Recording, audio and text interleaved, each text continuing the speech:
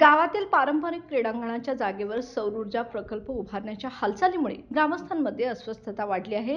ही जागा खेळाच्या उपयुक्ततेसाठी राखून ठेवावी अशी मागणी नागरिकांकडून सातत्याने होत होती। कोल्हापुरात आयोजित दिव्यांग शेतकरी मेळाव्यादरम्यान आमदार बच्चू कडू यांना या संदर्भात माहिती देण्यात आली। त्यांनी तात्काळ जिल्हाधिकाऱ्यांना फोन करून या प्रकल्पावरील नागरिकांच्या चिंता लक्षात घेण्याच्या सूचना दिल्या।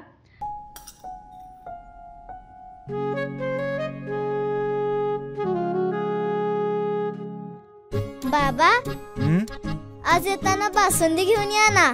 अगं, कालच आपण आईचा वाढदिवस होता म्हणून आणली होती ना। ऐकलं, गोकुळची बासुंदी पुन्हा खावीशी वाटतेय। खरं सांगू, मलाही खावीशी वाटतेय।